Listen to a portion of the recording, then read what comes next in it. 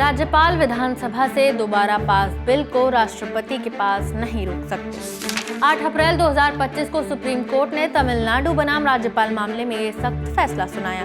इस फैसले में राज्यपाल और राष्ट्रपति को विधानसभा से पास बिलों पर फैसला लेने के लिए 3 महीने की समय सीमा तय की गई थी। माना जा रहा है कि ये फैसला राज्यपालों की मनमानी पर रोक है, जो केंद्र और राज्यों के बीच टकराव बढ़ा रहे हैं। अब इस फैसले पर राष्ट्रपति द्रौपदी मुर्मू ने सुप्रीम कोर्ट पर सवाल उठाते हुए पूछा कि संविधान में ऐसी कोई समय सीमा या प्रक्रिया का जिक्र नहीं है, फिर सुप्रीम कोर्ट कैसे राज्यपाल और राष्ट्रपति के लिए ऐसी डेडलाइन तय कर सकता है। राष्ट्रपति ने राज्यपाल की शक्ति और न्यायिक दखल जैसी बातों पर भी स्पष्टीकरण मांगा है। इसने एक बार फिर इस विवाद को ताजा कर दिया है कि आखिर राज्यपालों की ताकत कितनी है, उनकी जिम्मेदारी कौन तय करेगा। ये सब समझते हैं कौशिक डेका की इस खास रपट के जरिए।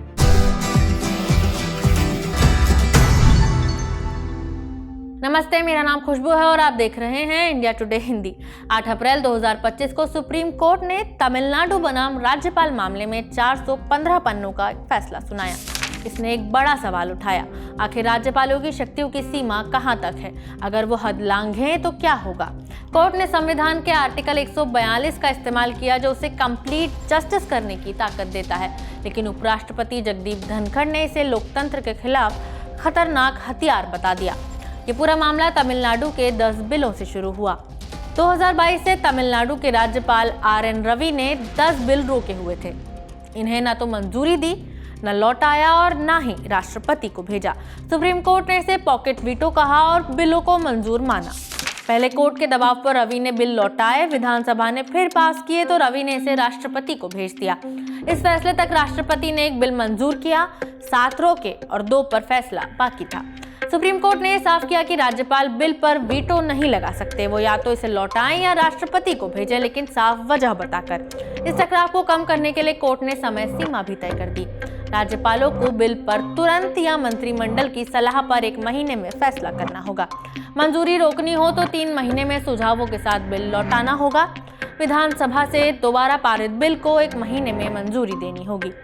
राष्ट्रपति को भी संवैधानिक वजह बतानी होगी और बिल 3 महीने से ज्यादा नहीं रोका जा सकता। कोर्ट के फैसले से साफ है कि राज्यपाल राज्य विधानसभा से पास बिलों पर वीटो या पॉकेट वीटो नहीं लगा सकते। वो बिल को पहले विधानसभा में वापस भेजकर फिर राष्ट्रपति के पास नहीं भेज सकते।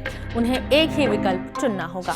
जस्टिस JV पारदीवाला ने कहा, आर्टिकल 200 कहता है दोबारा पास बिल पर राज्यपाल की रोक गलत है। संविधान के हिसाब से राज्यपाल को मंत्रिमंडल की सलाह से काम करना होता है, लेकिन 1952 में मद्रास में यूनाइटेड डेमोक्रेटिक फ्रंट ने ज्यादा सीटें जीती हैं। फिर भी राज्यपाल श्री प्रकाश ने कांग्रेस को सरकार बनाने का न्योता देकर केंद्र का पक्ष लिया। तब से ये बात पुख्ता हो गई कि राज्यपाल केंद्र के इशारे पर काम करते हैं। राष्ट्रपति शासन भी राज्यपालों के पास एक बड़ा हथियार था। 1994 तक केंद्र ने 100 से ज्यादा बार राष्ट्रपति शासन लगाया। 1994 में लैंडमार्क SR बोम्मई वर्डिक्ट ने राष्ट्रपति शासन के गलत इस्तेमाल पर रोक लगाई। इसने कहा, सरकार का बहुमत विधानसभा में टेस्ट होगा, न कि राजभवन में। इस फैसले से राष्ट्रपति शासन की औसत सालाना दर 6 से घटकर 1.5% हो गई। 2014 में बीजेपी की केंद्र सरकार बनने के बाद विपक्षी राज्यों में टकराव के कई मामले सामने आए। तमिलनाडु, पश्चिम बंगाल, केरल, पंजाब और जम्मू कश्मीर में राज्यपाल और सरकारें आमने सामने आ गई। राज्यपाल सिर्फ बिल नहीं रोकते, बल्कि विधानसभा सत्र, रोजमर्रा के कामकाज और सरकार की आलोचना में भी उलझते हैं। राज्यपाल के पद को केंद्र की सुपारी एजेंसी में बदल दिया गया है। उसे मार्गदर्शन के बदले उत्पीड़न और रुकावट का पद बना दिया गया है। पश्चिम बंगाल के राज्यपाल CV आनंद बोस कहते हैं, राज्यपाल को सक्रिय होना चाहिए, निष्क्रिय राज्यपाल का जमाना गया। इधर केरल के पूर्व राज्यपाल आरिफ मोहम्मद खान ने दावा किया कि वे मंत्री को पद से हटा सकते हैं। तमिलनाडु राज्यपाल RN रवि ने भ्रष्टाचार के आरोप में एक मंत्री को हटा भी दिया, पर बाद में फैसला पलटा। नहीं, राज्यपाल के पास ऐसे कोई पावर नहीं है कि वो जो मर्जी मिनिस्टर को बर्खास्त कर सके। ऐसा तो नहीं है। राज्यपाल एक व्यक्ति को मिनिस्टर बनाते हैं चीफ मिनिस्टर की रिकमेंडेशन पे, और हटा भी सकते हैं चीफ मिनिस्टर के कहने पर, वरना अपनी स्वेच्छा से कोई भी राज्यपाल एक मिनिस्टर को बर्खास्त नहीं कर सकता। पश्चिम बंगाल में पूर्व राज्यपाल जगदीप धनखड़ और ममता बनर्जी का टकराव इतना बढ़ा कि सरकार ने उन्हें हटाने की मांग कर दी। राज्यपाल सीवी आनंद बोस ने भी ये तनाव बरकरार रखा और बोस ने ममता के सामाजिक बहिष्कार तक का ऐलान कर दिया। स्पीकर बिमान बनर्जी बताते हैं 2015 से 23 बिल रुके हुए हैं। राजभवन का दावा है कि 8 मंजूर हुए हैं और 11 राष्ट्रपति को भेजे गए हैं।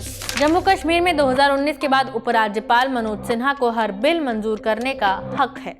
अब सीएम उमर अब्दुल्ला के पोस्टिंग, ट्रांसफर और छुट्टियों के प्रस्ताव ठुकरा दे। जम्मू कश्मीर में 2019 के बाद उपराज्यपाल मनोज सिन्हा को हर बिल मंजूर करने का हक है। अब सीएम उमर अब्दुल्ला के पोस्टिंग, ट्रांसफर और छुट्टियों के प्रस्ताव ठुकरा दिए जाते हैं। 1 अप्रैल 2025 को सिन्हा ने बिना सलाह 48 अफसरों के तबादले कर दिए। कर्नाटक, पंजाब, तेलंगाना, महाराष्ट्र और झारखंड में भी राज्य सरकारों और राज्यपाल के बीच तनातनी के उदाहरण मिल ही जाते हैं। मनी बिल को छोड़कर हर बिल को कानून बनने के लिए राज्यपाल या राष्ट्रपति की मंजूरी चाहिए। आर्टिकल 200 ये प्रक्रिया बताता है पर समय सीमा नहीं देता। राजभवन इस गैप का फायदा उठाकर बिल रोक सकते हैं। राज्यपाल और राष्ट्रपति इसलिए महत्वपूर्ण नहीं है कि वो राजकाज में अड़ंगे डालें या देरी करें, और न ही उन्हें करना चाहिए। वो संवैधानिक तौर पर ऐसा कर भी नहीं सकते। उनका काम सही रास्ता दिखाना है।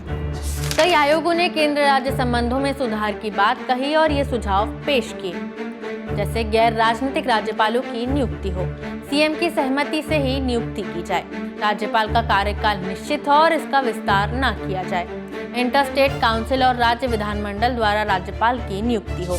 बीजेपी और बंगाल की लेफ्ट सरकार ने 1980 में इंटर स्टेट काउंसिल द्वारा नियुक्ति का सुझाव दिया, पर किसी सरकार ने इसे लागू नहीं किया। राज्यपाल के पद में बुनियादी नुक्स ये है कि ये केंद्र की मर्जी पर टिका है। सुप्रीम कोर्ट का फैसला राज्यपालों की मनमानी पर रोक है, लेकिन क्या ये टकराव खत्म करेगा? क्या राज्यपाल की भूमिका बदलनी चाहिए? कमेंट बॉक्स में हमें अपनी राय जरूर बताएं। वीडियो में इतना ही, शुक्रिया। इसी तरह की तसल्ली से भरी हुई एक्सक्लूसिव रिपोर्ट्स देखने के लिए सब्सक्राइब करें इंडिया टुडे हिंदी का यूट्यूब चैनल और बेल आइकन जरूर प्रेस करें ताकि वीडियो अपलोड होते ही आपको खबर हो जाए।